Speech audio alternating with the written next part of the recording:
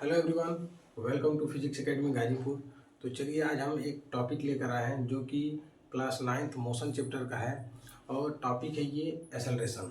तो आज हम एक्सेलरेशन के बारे में पढ़ेंगे, एक्सेलरेशन के टाइप्स पढ़ेंगे, उस पर एग्जाम्पल की बात करेंगे, उनके डेरिवेशन की बात करेंगे और डेरिवेशन के साथ साथ हम उस पर हम बात करेंगे कि उनकी यूनिट क्या है और क्या उनके डिफरेंसेस है। ये सारे टर्म हम आज के लेक्चर में करने जा रहे हैं। इससे पहले हमने लेक्चर देखा है कि स्पीड क्या होती है, velocity, average speed, average velocity, ये सारे टर्म हमने देखा है। ठीक है, तो आज का हमारा मेन टॉपिक रहेगा एक्सेलरेशन। तो आज हम सबसे पहले बात करेंगे एक्सेलरेशन की। तो एक्सेलरेशन क्या होता है, तो हम यहाँ पे अपने टॉपिक को लिखते हैं एक्सेलरेशन। एक्सेलरेशन जिसका सिंबल हमको पता है कि क्या होना चाहिए, ए। ठीक है, तो एक्सेलरेशन का मतलब क्या होता है, तो हम इसको सबसे पहले डिफाइन करते हैं कि the rate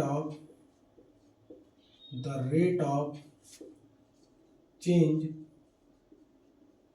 in velocity, the rate of change in velocity of a moving body is called acceleration,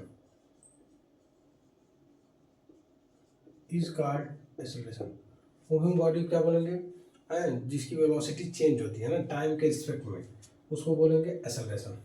इसका मतलब हुआ कि acceleration is equal to change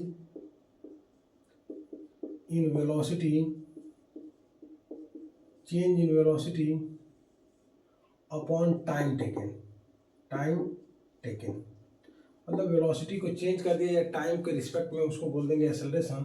तो फार्मूला क्या लिखेंगे, a is equal to v minus u upon में t. अब यहाँ पे बात ये होगी कि वी क्या होगा, यू क्या होगा, टी क्या होगा।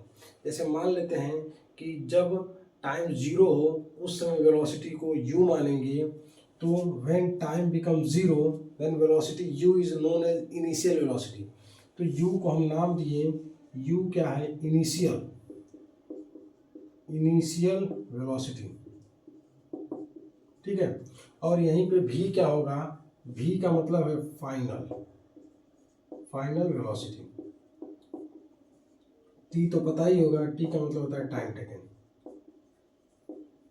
चलिए यूनिट की बात करेंगे कि इसकी यूनिट क्या होगी। Unit of acceleration is metre per second का स्क्वायर। ये कौन सी क्वांटिटी है, it is vector quantity.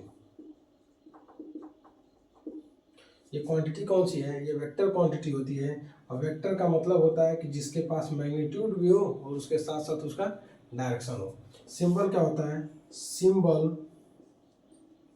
Symbol of acceleration is small a, और उसके ऊपर क्या लगाएंगे, एरो। ये सिंबल है, ए के ऊपर एरो लगा देंगे, ये एक्सेलरेशन का सिंबल है। एक पॉइंट और लिखेंगे, एक्सेलरेशन में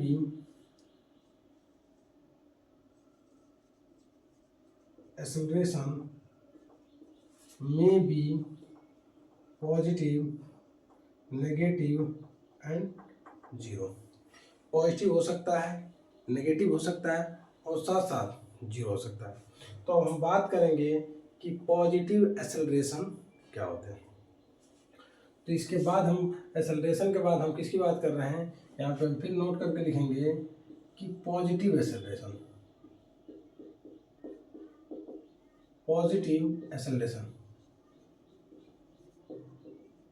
किसकी बात कर रहे हैं, पॉजिटिव एक्सेलरेशन क्या होते हैं। ठीक है, तो जब पॉजिटिव एक्सेलरेशन की बात कर दिया तो इसका मतलब जिसमें वेलोसिटी इंक्रीजिंग हो, ऐसे एक्सेलरेशन को नाम क्या देंगे, पॉजिटिव एक्सेलरेशन। तो डिफाइन कर देंगे द रेट ऑफ चेंज या फिर an object change its velocity या इंक्रीज इट्स वेलोसिटी, तो इसको हम नाम देंगे positive acceleration. Positive acceleration is defined as, इसको लिखेंगे, it is defined as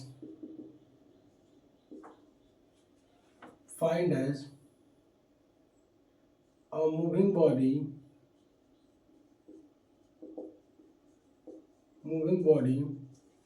increase its speed, its velocity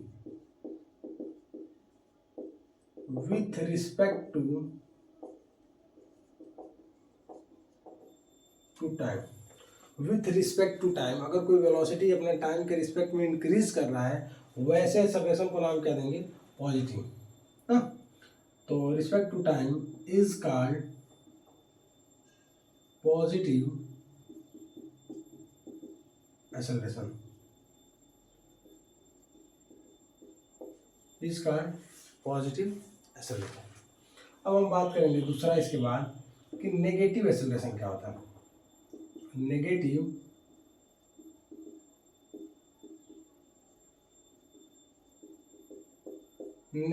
acceleration क्या होता है? तो नेगेटिव का मतलब क्या है? जिसमें वेलोसिटी क्या कर जाए? डिक्रीज कर जाए। तो सेम डिफिनीशन को हम दोबारा रीराइट कर लेते हैं। It is defined as a moving body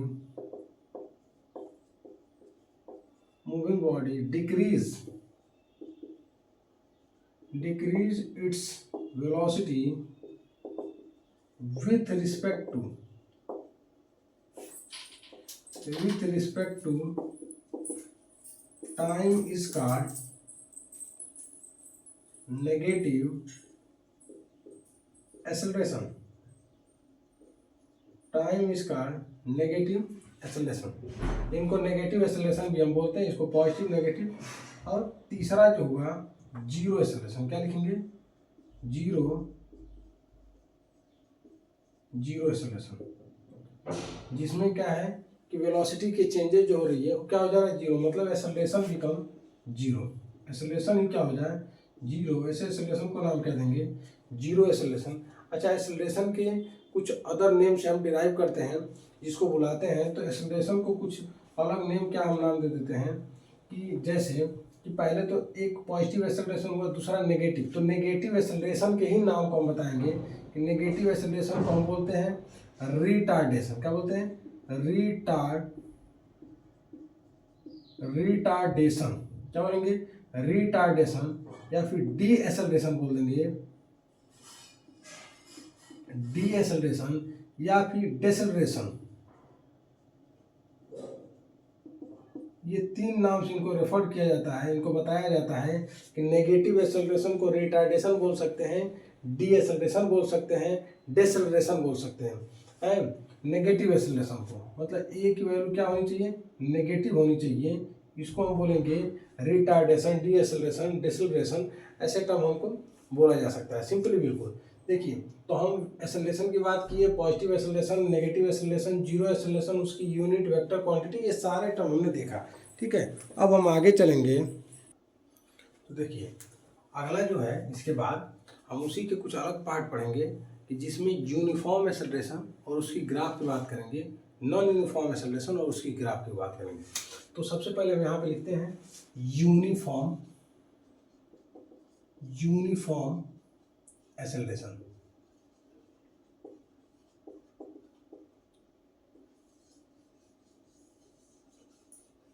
uniform acceleration, तो यूनिफॉर्म एक्सेलरेशन क्या होता है? हम लिखेंगे it is defined as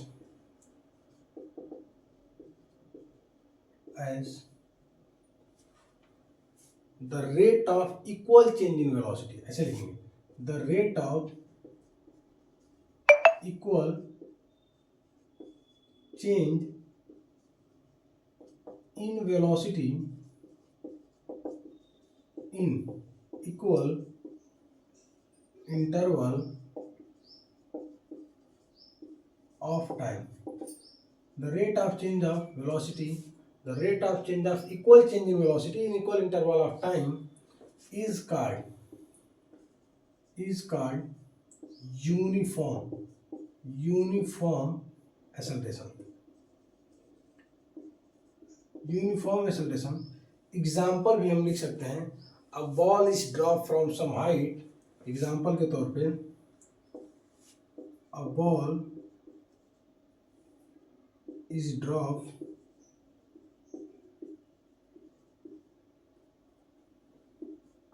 from height, या फिर a ball is roll from incline plane, एक इंक्लाइन प्लेन से एक बॉल को रोल किया जा रहा है, वो भी एग्जाम्पल हो सकता है।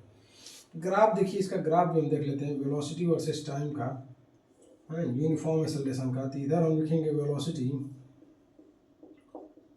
और v लिख के इसके ऊपर एरो बना लिए। इधर हम लिखेंगे टाइम और t, ये x एक्सिस है और ये y एक्सिस, ये ओरिजिन है। तो यहाँ पे हम क्या कर लेंगे, कुछ नंबरिंग कर लेंगे टाइम का और वेलोसिटी का, दोनों का रिलेशन बना के।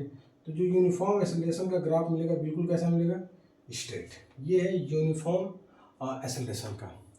अगली जो टॉपिक है हमारे पास वो है नॉन यूनिफॉर्म। क्या है, non uniform acceleration. Non uniform acceleration की बात कर रहा है। नॉन यूनिफॉर्म एक्सेलरेशन क्या होता है, इसको भी डिफाइन कर लेंगे। इट इज डिफाइंड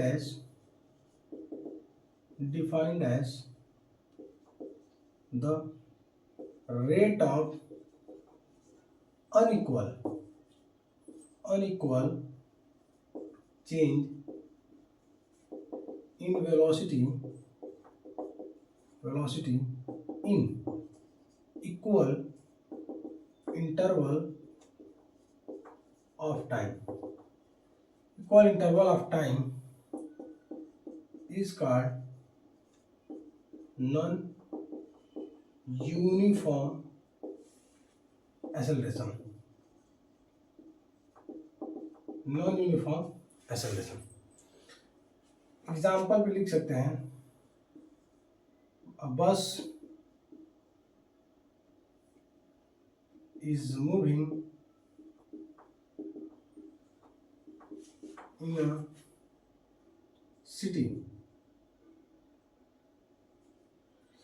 मतलब कि हम शहर में मूव कर रहे हैं जहाँ पे ट्रैफिक थोड़ा सा ज़्यादा हो। ग्राफ के तौर पे भी हम इसको दिखा सकते हैं कि ग्राफिकल रिप्रेजेंटेशन क्या होगा।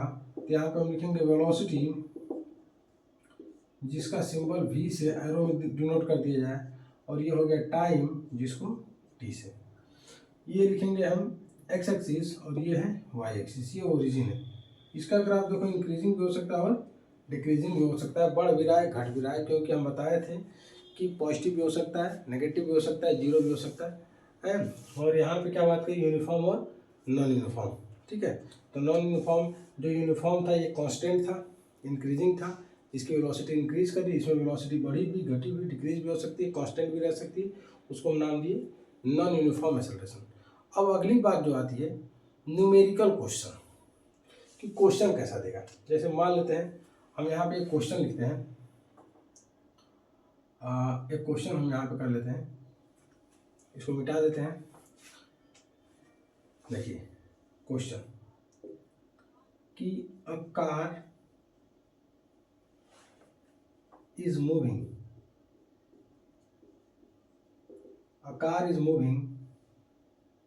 with the velocity of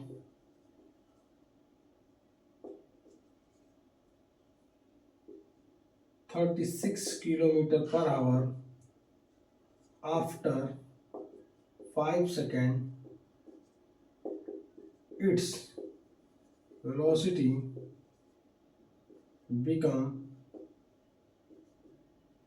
72 km/h. Find acceleration. Acceleration की बात कर दिया।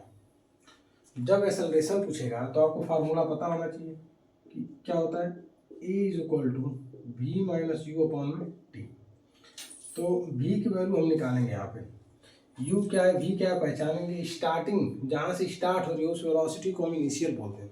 तो स्टार्ट हो रही है 36 पे, एंड हो रही है 72 पे, और ये किलोमीटर पर आवर है, लेकिन टाइमिंग जो दिया है सेकंड में। या तो टाइमिंग को आवर में कन्वर्ट कर लें, या तो किलोमीटर पर आवर को मीटर पर सेकंड बदल लें। तो हमको कन्वर्जन पहले ही सीख चुके हैं कि यहाँ पे कन्वर्जन देखिए, हम बताए थे आप लोग को कि अगर किलोमीटर पर आवर में बदलना हो मीटर पर सेकेंड में, तो 5/18 से मल्टीप्लाई कर देंगे तो ये आ गया 10 मीटर पर सेकेंड। उसी तरह सिमिलरली 72 है तो 5/18 कर देंगे तो ये आ जाएगा 20 मीटर पर सेकेंड।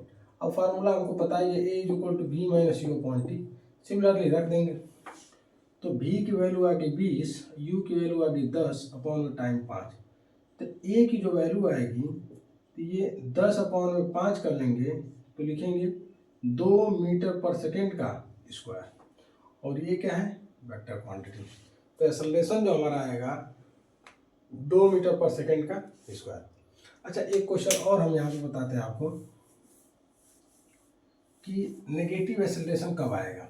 जैसे question number 2, a car is moving with the speed of 20 meter per second या 200 meter per second after 30 second it stopped. After 30 second change करते हैं, its velocity become 100 metre per second. Find acceleration. Acceleration find करने को जब ऐसा question दे दे कि initial 2 है तो यहाँ पर हम लिखेंगे u की value 200 metre per second, v की वैल्यू 100 मीटर पर सेकेंड और टाइम दिया है 30 सेकेंड। तो फार्मूला A = क्या लिखेंगे v - u अपॉन में t। तो A बराबर 100 माइनस 200 अपॉन में 30, इसको लिखेंगे 100/30। 0 से 0 कैंसिल आउट, तो A की वैल्यू कितनी आएगी 3.3 मीटर पर सेकेंड का स्क्वायर, और ये साइन कैसा होगा नेगेटिव। अब बताइए जो नेगेटिव 3.3 आ गया, ऐसे एक्सेलरेशन को नाम क्या देंगे रिटार्डेशन। देखिए एक एक टॉपिक को बिल्कुल डीपली हम लेके चल रहे हैं, ठीक है। तो एक्सेलरेशन हुआ, वेलोसिटी हुआ, स्पीड हुआ, यूनिफॉर्म मोशन, यूनिफॉर्म एक्सेलरेशन, या फिर मोशन हुआ, रेस्ट हुआ, एवरेज वेलोसिटी, एवरेज स्पीड, इस सब पे हम एक एक टॉपिक बनाते हुए चल रहे हैं। तो ये आज का हमारा जो था अगला लेक्चर, और अब मिलेंगे हम नेक्स्ट लेक्चर में, ठीक है।